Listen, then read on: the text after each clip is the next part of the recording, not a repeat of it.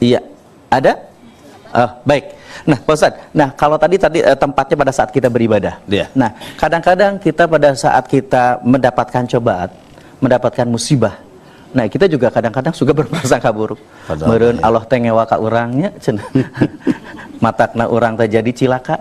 Nah, bagaimana sikap seperti itu? Ya, ketika ada satu kejadian yang menimpa, itu benar harus menjadi jalan untuk muhasabatun nafsi, artinya introspeksi diri. Introspeksi diri tidak lantas kita harus suudzon, berburuk sangka kepada Allah. Karena ma asaba min musibatin fil ardi wala fi anfusikum. Tidaklah satu musibah yang terjadi di muka bumi wala fi anfusikum, dan tidak pula yang terjadi terhadap diri kamu sekalian, kecuali sudah ditetapkan min qabli an nabra'aha, sebelum kita diciptakan oleh Allah.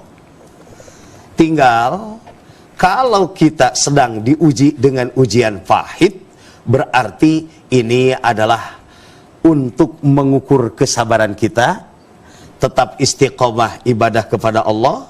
Kalau diujinya dengan ujian manis, itu juga ingat bahwa bukan semata-mata anugerah. Ingat bagaimana pernyataan Nabi Sulaiman alaihissalam ketika mampu memindahkan singgasana Balqis. Beliau mengatakan, hadza min fadli rabbi, ini adalah karunia Tuhanku, liyabluwani aashkuru am akfuru, untuk menguji aku apakah aku syukur atau kufur. Kufur identik dengan suudzon kepada Allah subhanahu wa ta'ala, berburuk sangka kepada Allah. Husnudzon kepada Allah, ini adalah modal yang utama. Ingat pernyataan Allah, ana inda dhanni abdi bi, aku akan senantiasa bersama atau berada pada prasangka hambaku kepadaku. Maka berprasangka baik kepada Allah, insya Allah merupakan modal keistiqomahan dan keberkahan. Itu mungkin konsep. Ya. Ya. Ya, nah Pak Ustadz tadi sudah menyampaikan beberapa hal yang terkait dengan apabila kita berprasangka buruk terhadap Allah, yakni dengan berdoa, ya Ustadz.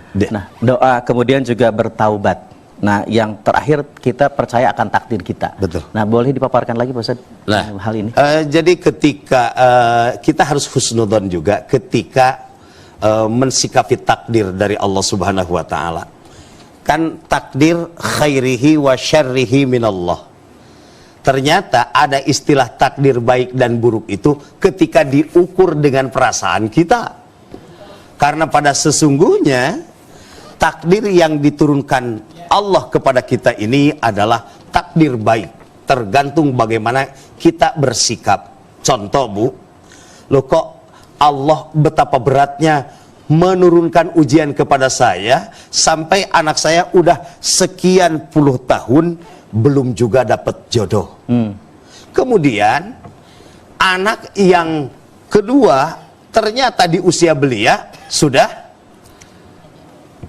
dikaruniai anak dan keturunan. Begitu melihat takdir di ujung, baru kita akan terasa. Anak ibu yang kedua punya anak 4, punya anak 5, ternyata Allah memberikan takdir lain. Tadinya kan kita udah bahagia, anaknya sudah punya suami, anaknya sudah punya istri, sudah punya keturunan, ternyata Allah mengambil usianya di usia muda, anaknya udah 4. Sementara yang kakaknya pasti akan berkata, alhamdulillah untung saya macan nikah, jadi lamun ditinggalkeun teh moal maut ku salaki. Moal ditinggalkan maut ku salaki.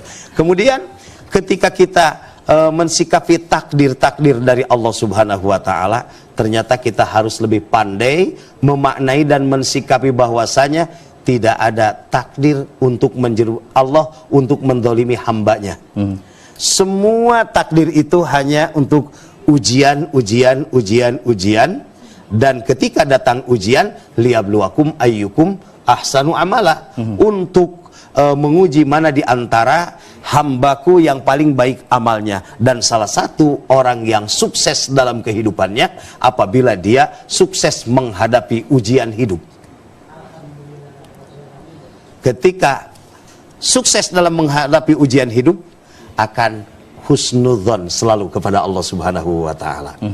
Maka mudah-mudahan terus ditata dan jangan dibiarkan hati kita perlunya majelis taklim, perlunya untuk dialog dengan orang-orang solih, karena setan tidak akan selalu membelenggu kita, karena ada pembandingnya, yaitu yang meluruskan langkah dan sikap kita. Iya.